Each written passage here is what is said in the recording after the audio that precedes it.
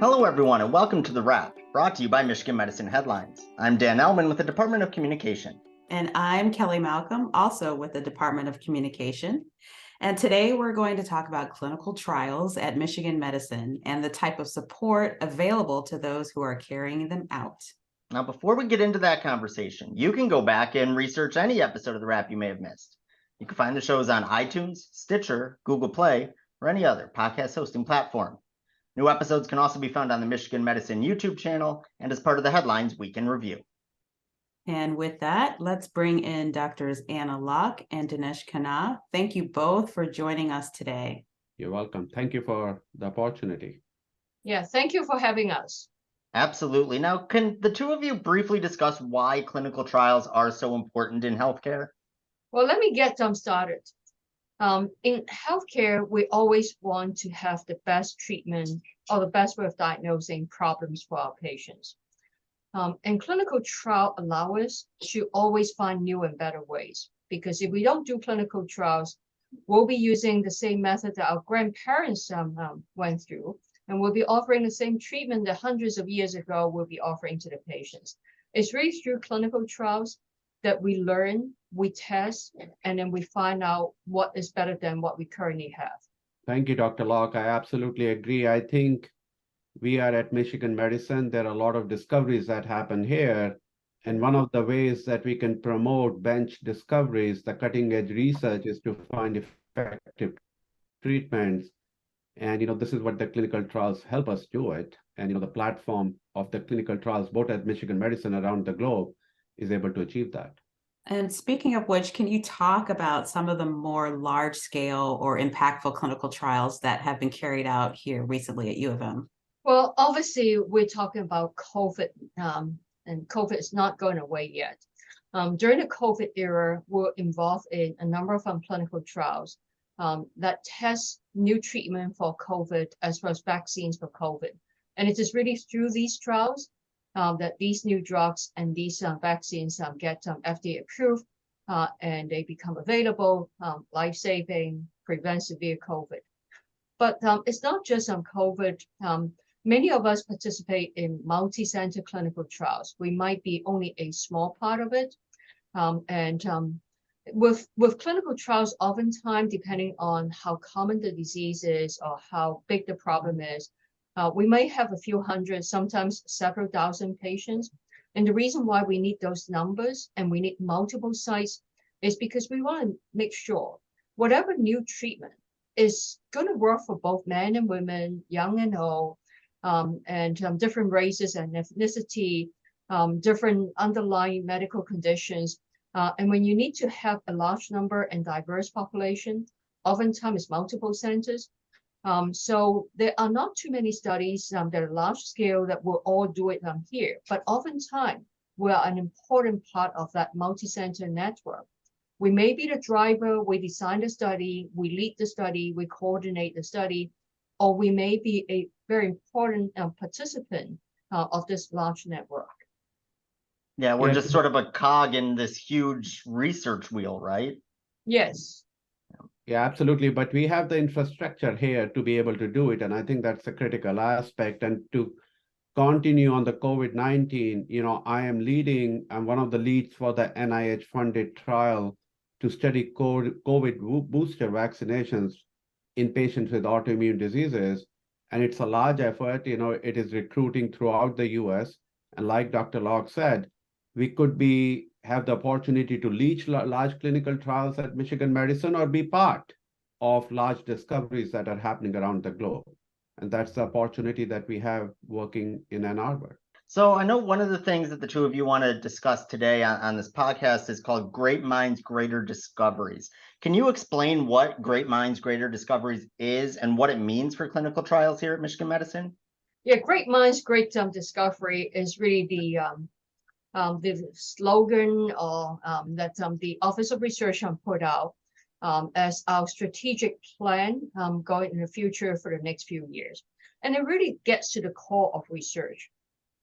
With research, we need to have the researchers, the scientists, the clinicians, the investigators We at University of Michigan is very blessed because we have a lot of these smart people with great minds. And we are here to support them to make great discoveries. We hope that it will be through collaborative effort, providing them with the support and the resources that allow these great minds to test their ideas and to find the right solutions. Yeah, absolutely. I think if I have to say it in one sentence, I would say highly innovative and talented faculty at Michigan Medicine who work in a collaborative fashion to facilitate bench to bedside discoveries and drug development. And that's why we work at Michigan Medicine. And, we have the opportunity with this exceptional and wonderful initiative of great minds and great discoveries. And I know that initiative is being put in place to offer more support for our researchers. And one aspect of that support is something called Saber. Can you talk about what Saber is and how that group is going to help those at the U of M Medical School carry out clinical trials? Yeah, Saber, stands for Statistical Analysis of Biomedical and Educational Research Group. They're part of the Department of Biostatistics, and I've done over 10 clinical trials with Saber over the last 10 years. And they really are one-stop shop to provide expertise in the design, conduct, and analysis of clinical trials and clinical observational studies.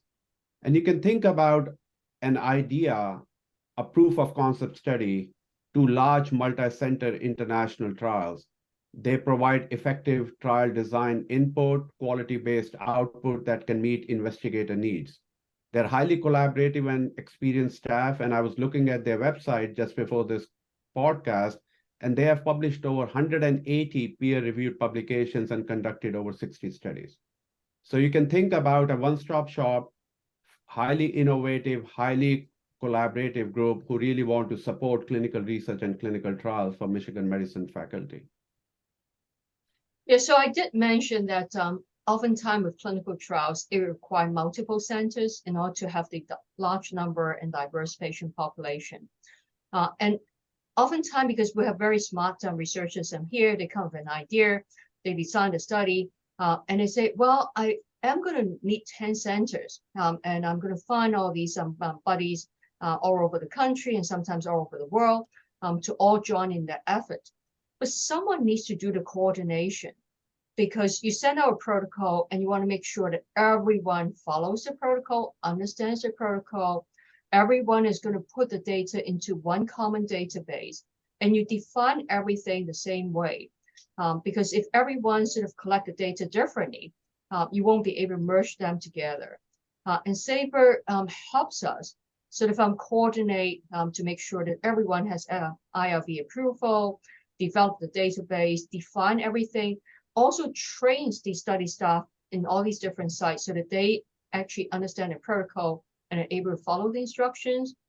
They analyze the data, they manage the data, they generate reports and say, hey, this month we have reached enrollment target of 100 patients. They also coordinate meetings, and nowadays all these Zoom meetings as well as in-person meetings so that investigators can brainstorm, review the data, what is working, what is not working. And at the end of the day, when we're done with the study, they help us with the statistical analysis because we all know a little bit, but when you have a lot of data, we need these statisticians to help us. That sounds like an incredible service.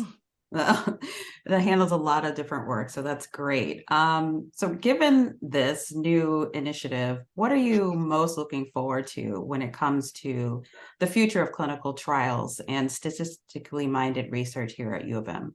Well, one of the things is, as we talk about, we can sometimes participate in a clinical trial designed by someone else as one of the sites. Or we can be the driver, particularly if we partner with someone in the lab here. They discover something, they want to test it in patients and see if it works.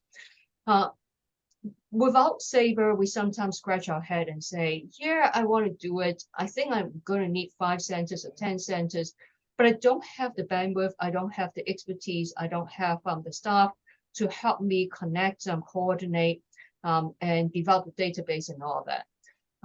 And if you have to go to a commercial enterprise, that's very expensive, and you're not sure which ones you can trust, having something in our backyard of people who we know are experts that we can trust just makes it so much easier for anyone venturing into that space. You know that someone has done it, someone is trustworthy, someone is an expert, and they're right around the corner. Yeah, absolutely. I mean, we talked about the Great Minds and Great Discoveries initiative. And really, Saber is a one-stop shop, and they have a menu items, and you can choose from, like Dr. Locke said, from startup of a clinical trial. Remember, Michigan Medicine makes really remarkable discoveries in the mice, in the lab, and we want to translate those into human beings. And how do we do that? You want to do safety studies, you want to do proof of concept studies, and Saber can really facilitate that. They can help you with the startup, they can help you with the budget, they can help you with the project management, randomization, submitting the documents, what we call IND documentations to the FDA and other regulatory agencies, database development, database management, medical monitoring, whether the trial is being conducted in the right spirit and under the regulation, statistical analysis for design and the conduct and final output. And they are really collaborative, like I've stated before, they support the publications and abstracts. So really for clinicians and clinical researchers like me and Dr. Locke, who have done quite a bit of Saber, I've done 4 large investigator-initiated multi-million-dollar study with Saber to small proof of concept studies. It is here, it's in a backyard, like Dr. Locke said, and a highly collaborative and a highly experienced group. So we are very, very fortunate to have them here. Yeah, it sounds very exciting, and I really appreciate both of you sharing this information, and I know taking advantage of this opportunity moving forward to really advance science and advance research. Thank you so much, Dr. Knaw and Dr. Locke, for joining us today and for sharing this important information about research and clinical trials. If you want to learn more about Saber and how it can support your work, go to mmheadlines.org. That's mmheadlines.org. All right, Kelly, now this is your first time co-hosting the Wrap with me, but as some eagle-eyed viewers might see, it's not your first time interviewing Michigan medicine experts. So can you tell our listeners and viewers what your quote-unquote day job is within the Department of Communication? Sure. I do a little bit of everything. I've done some live streams with Dr. Locke before.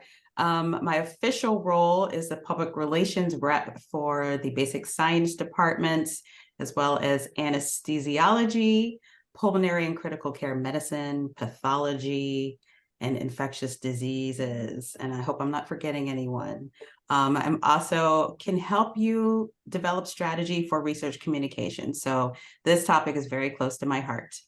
That's awesome. And I know that you mentioned infectious diseases. So with the COVID-19 pandemic, kind of threw everything for a loop for you, but you really stepped up. And I know that it was a busy 2.5 years and probably is still very busy for you, huh? Oh, yes. And no signs of slowing down, unfortunately. Absolutely. All right, it's time for the weekly trivia contest. First, I want to congratulate Catherine Rojek, who will take home a prize for getting last week's answer correct. Now, for this week's question, here's Kelly. Okay, this week's question is, which unit was highlighted in headlines recently for scoring highly on well-being and culture metrics on the 2022 Employee Engagement Survey?